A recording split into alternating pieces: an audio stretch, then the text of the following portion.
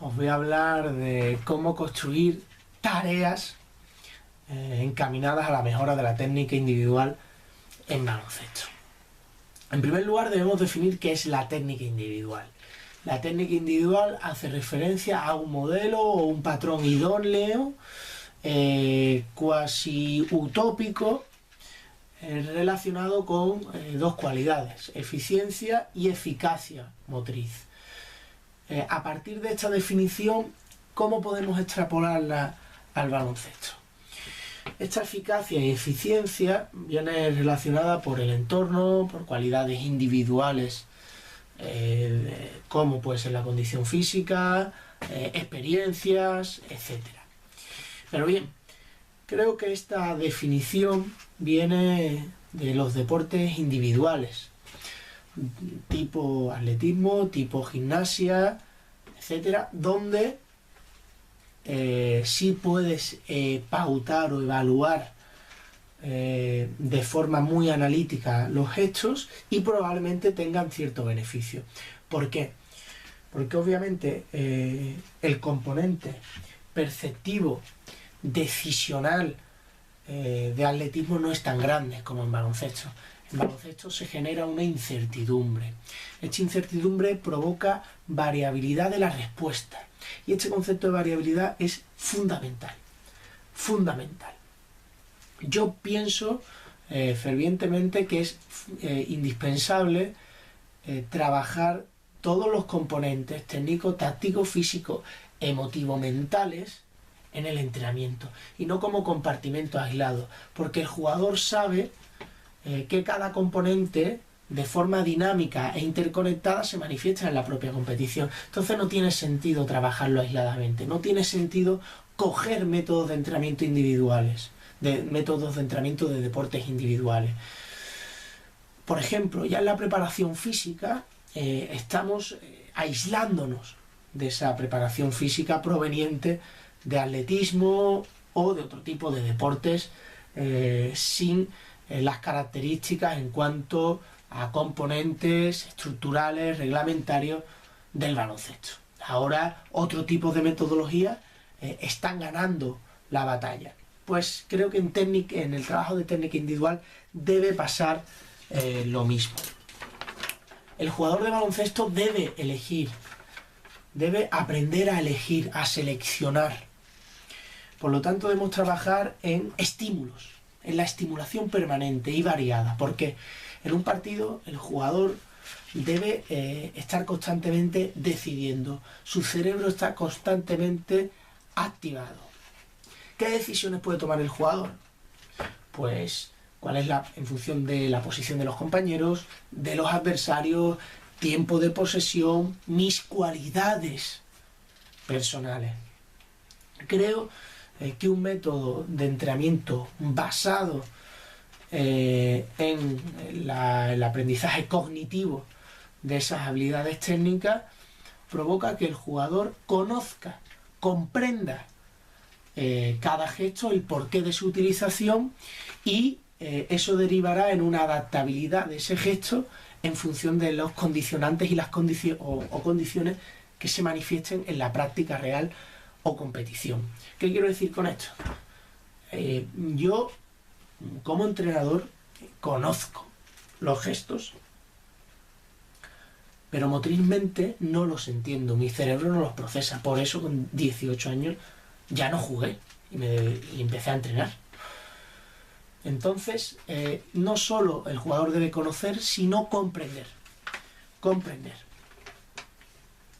El cerebro, como ya he dicho, es el mayor músculo, que está constantemente activo, es el que permite nuestros movimientos complejos y adaptativos. Ejemplos hay múltiples en baloncesto. Juan Carlos Navarro físicamente no es una potencia, técnicamente incluso tampoco, solo hay que valorar su ejecución de técnica de lanzamiento. Pero claro, luego es un jugador legendario en el ámbito europeo, casi internacional. ¿Por qué? Por la velocidad que tiene su cerebro de procesar la información. Navarro, pese a tener 37 años, sigue generando muchas ventajas. Sigue sabiendo interpretar y leer a la perfección lo que sucede en el campo. Y eso va a permitir que siga aprovechando esas ventajas. Porque ventajas en el baloncesto actual siempre se dan. Lo difícil es mantenerlas y aprovecharlas. Con este método de entrenamiento de la técnica individual, creo que no coartamos la libertad del jugador. No generamos o no creamos autómatas. ¿Cuál es el problema de ese trabajo de técnica individual analítico? Que el jugador se vuelve automático, actúa de modo automático, porque en el entrenamiento no se manifiestan esas cualidades de una forma variada, con incertidumbre, con oposición, y por ello en la propia competición su capacidad perceptiva y atencional disminuye, porque él ha generado un automatismo, un hábito. Esta creación de automatismos, casi al 100%, es un error. Es un error en deportes con tanta exigencia cognitiva y decisional. Hace poco me pusieron un ejemplo defendiendo esta metodología, que hablaba de los niños que son trilingües o bilingües, que tardan mucho más en hablar que los que somos monolingües. ¿Esto qué quiere decir? Que a pesar de que el cerebro tarde más en procesar la información, en establecer esas conexiones sinápticas, finalmente el aprendizaje es mucho más significativo. Y el niño finalmente habla, cuando empieza a hablar no solo habla un idioma, habla 4, habla 3, habla 2. Pues lo mismo pasa con el aprendizaje de técnica individual.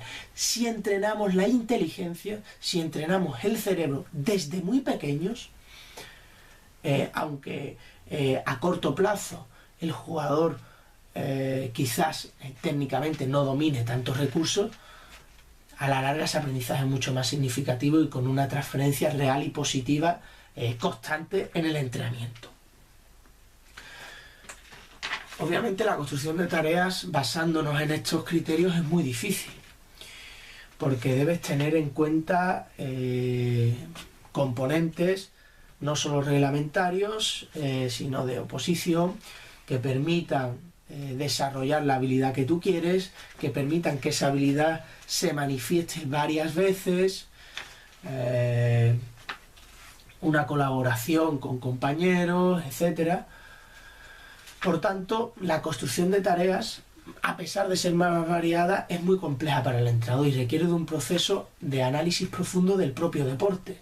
Y como entrenadores debemos ser honrados y debemos estar dispuestos a hacer ese sacrificio en cuanto a tiempo, porque verdaderamente hay estudios, David Cárdenas, el de la Universidad de Granada, también la Universidad de Murcia, de Paco Alarcón, que hablan de esa importancia de la toma de decisiones. ¿Qué es más importante? Que el jugador saque el codo desde aquí, 90 grados, o que sea capaz de, una vez genera esa ventaja, tirar.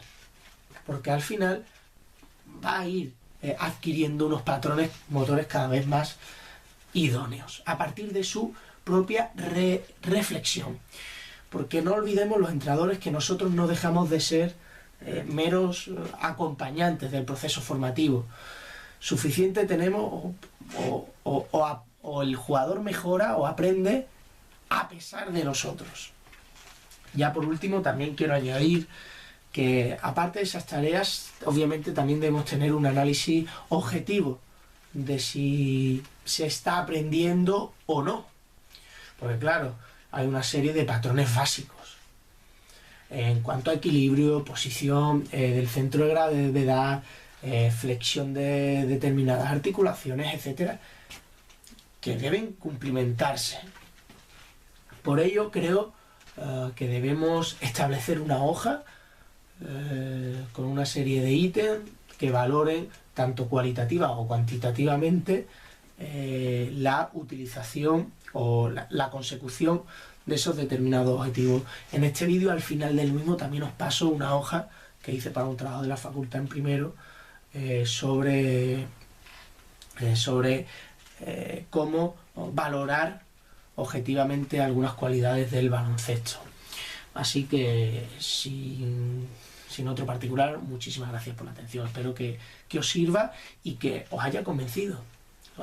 Aquí no hay verdades absolutas. El baloncesto, por suerte, es muy dinámico, está en constante evolución y los entrenadores debemos seguir adaptándonos, debemos seguir mejorando, porque los verdaderos genios del deporte son los deportistas, y estos se encargan de ir en contra de lo que aparece en libros, de lo que aparece en artículos o de lo que plasmamos en un papel, porque el papel lo soporta todo.